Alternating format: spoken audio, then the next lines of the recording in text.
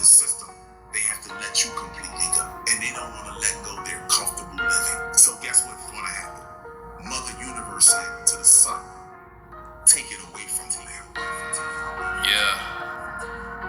A lot of us is tired. Real tired. Tired of being lost. You know what it is? So tired of being lost. Yizzo, shout out to my brother Duke here. Shout out to my brother Duke. Abundance and gratitude to everyone. Today is August the 16th, 2024 on this Gregorian calendar. I am recording this video right now at 4:56 p.m. Eastern Standard Time. We're looking at the Magnetos Pulse. The Magnetos Pulse is the dome or earth shields that supposedly protects us from harmful solar radiation, gamma radiation, ultraviolet light, cosmic particles, whichever one you want to call it, however you want to define it, whatever. It comes directly from the energy coming from the sun. So right now, as we're looking at Earth is in the middle. Earth is in the middle. The white side is the daytime side. So the sun is over here. The dark is the nighttime side for people that are new to my channel. Now, this is only 3 hours, my people. This is 3 hours. And I want you to look at what's going on. Just look at what's going on. This is current going back 3 hours. Look at this right here. That's all I want you to do. Just look at this. The sun is separating us. It's nothing that they can do about it. Nothing that they can do about this. So as we can see, the energy that's impacting the dome, earth shields, it makes it wobble and have a crack in it down in the south. And you can see this radiation coming in from this side. However, look at the radiation coming from the backside and the fact that Earth is in the square. You see that square is still there. Some days is more definitive than the others, but it's there. Earth is in a square. And guess what? You remember the crop circle. You can pull up crop circle, square crop circle. Yo, I love this shit, man. Go pull up square crop circle 2024. That's all you got to do. And go look at that crop circle, my people. Earth is being pulled into a square. And we're going to be surrounded by 4 gas giants. We're going to have a magnetic field, I believe, or a dome that's going to connect us all together.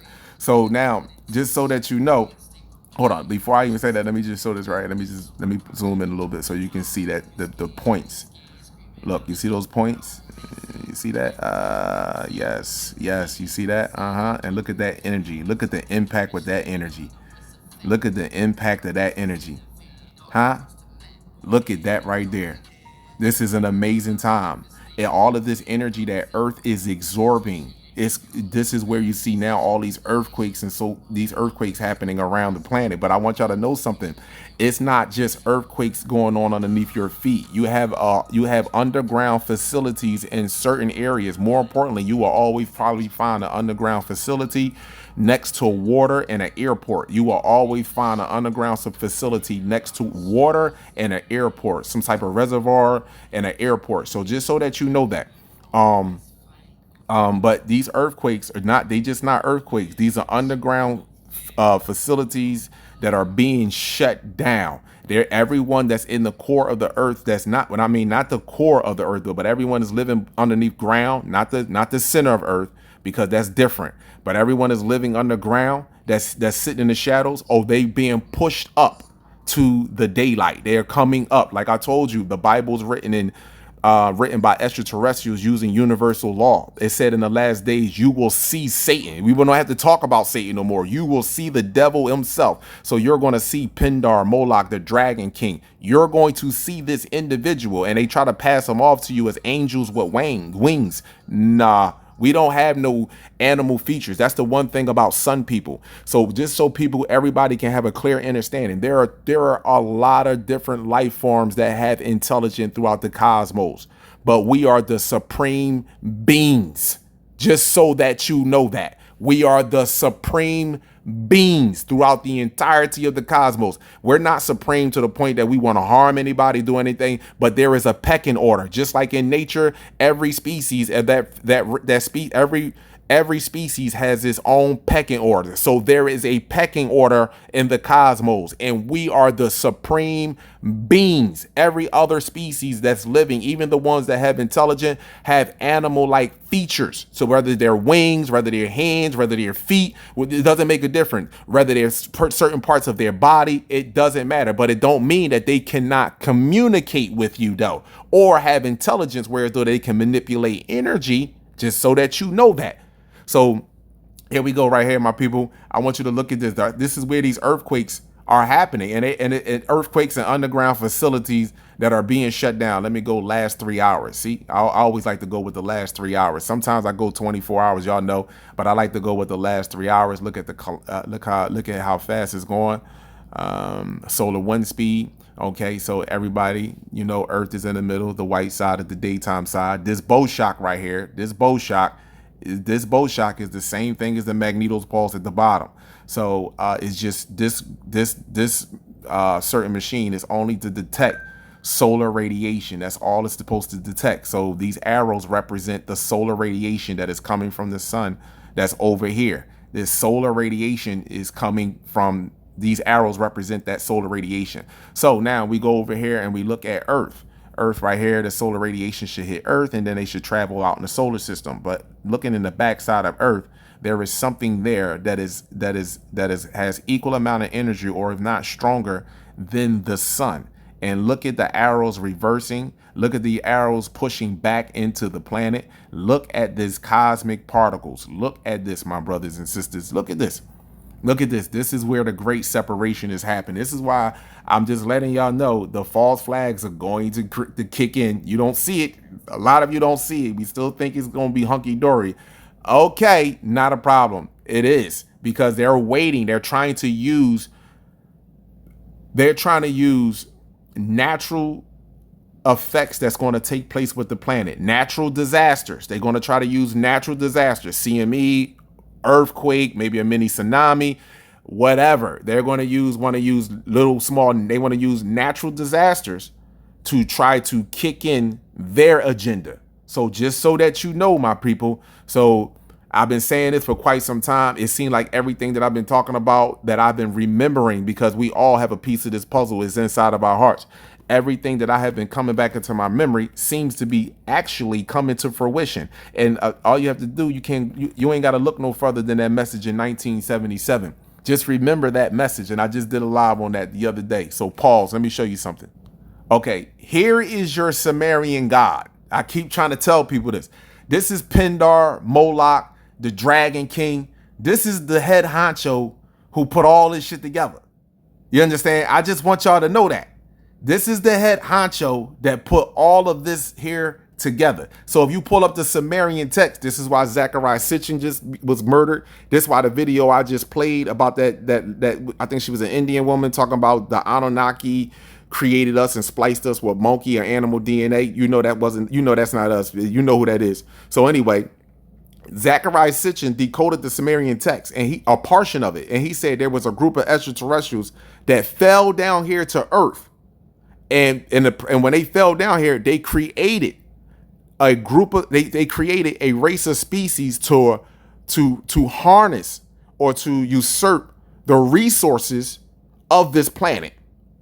This is what when he read that text, that is what he decoded in that text. A group of extraterrestrials, species unknown, came down here and created a race of species to harness the resources of this planet. Now, I just want you to understand and understand something. How do you know if someone was genetically modified? Simple. The number one rule in nature, that which is natural can't change unless something unnatural take place with it. Also, the other number one major rule in nature, two opposite species will not sexually reproduce with one another. So how did one group of species get monkey, worm, wolf, dog, fruit fly, pig, zebrafish? How did they get these different genes to make up their DNA?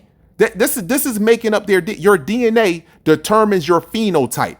Your DNA determines how you look, your hair, the placement of your organs, the placement of your eyes, everything, your DNA. So I'm not talking about skin color. I'm talking about DNA. And this is the problem with people that have used cognitive dissonance, or it's just not just cognitive dissonance. They have an undeveloped frontal lobe and their brain can't grow past what it already has been grown because they are spliced. My people, we're drugged up. So you keep your brain in a state of shock all the time with artificial sugar. But this right here is this is the dude. This is big dog here. This is the big dog. Y'all keep looking for lizards. This is the motherfucker. But the lizards are under him. See? Pause. Here's another clipping of him right here. You see what he's doing? He got the lion in a clutch. You see that? Choking the lion, got the lion gripped up. This is what the Sumerian god right here. See that right there? That's the Sumerian god. And tell me, what did our ancient ancestors, what did we use? What animal did we use? Huh? The Lion Kingdom. Stop playing with me. The Lion Kingdom. And look, what you see, the 3 heads in Orion belt, what they called lion heads. What are you talking about? And then look at this joker right here, got the lion gripped up in a chokehold. You know what I'm saying? With a whip in his hand. He got the lion choked up with a whip in his hand. But pause, I got something else for you. You might be wondering, have we been having more of them than normal? Well, we did get the answer for you tonight, and it is yes. We are having the most seismically active year in almost 4 decades, and experts say the shaking is likely to continue. Another earthquake hit Southern California, this time near Lake Elsinore. It happened this morning around 9:30. The magnitude 3.9 earthquake rocked homes, but so far no damage has been reported. This is the 3rd sizable earthquake in Southern California in just a couple of days. Southern California has experienced multiple earthquakes this week, as I'm sure all of you know, and this is a good reminder. Now is the time to prepare for an even larger one. Through the Northridge earthquake, so, the first thing I said is, I think the big one's coming, guys. Judith Goldstein, the owner of Luca Natural Goods in Highland Park, remembers the progression of smaller quakes leading up to a very destructive one. I know that this is the signs that a bigger earthquake is probably going to come. I mean, I hope I'm wrong. It passes us, but usually that's how it was before the Northridge earthquake. Some breaking news, a 4.4 earthquake hitting the Las Vegas Valley tonight, according to USGS. Quake hit about 8:06, about 4 miles northwest of Indian Springs, Nevada. The quake was 5.8 miles deep. Indian Springs is home to Creech Air Force Base, is 45 miles northwest of the Las Vegas Strip.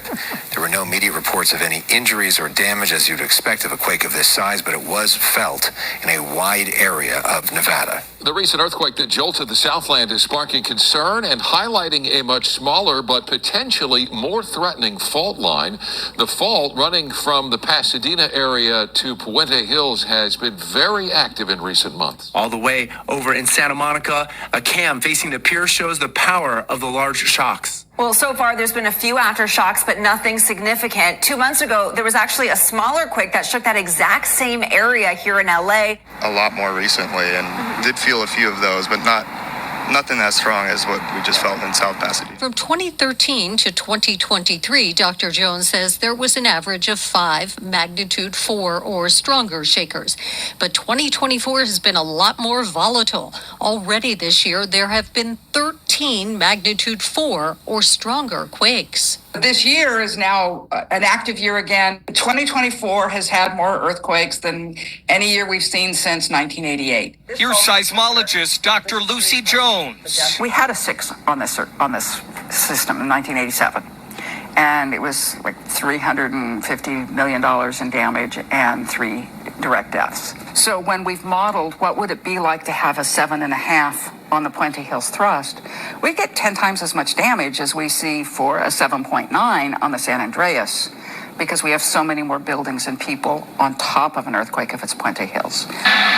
Monday's 4.4 magnitude earthquake happened in the same area as a 3.4 magnitude earthquake June 2nd, and both produced aftershocks nearby. So they're all in about the same location, somewhere within the Puente Hills thrust system. So what should the everyday Californian take from that? Not much. We have earthquakes. This is a great reminder that all of Southern California. She couldn't is even say earthquake that shit country. with a straight face. Every one of us in the Los Angeles metropolitan area is within 5 miles of an active fault. And which one of those are going to go within our lifetime is random.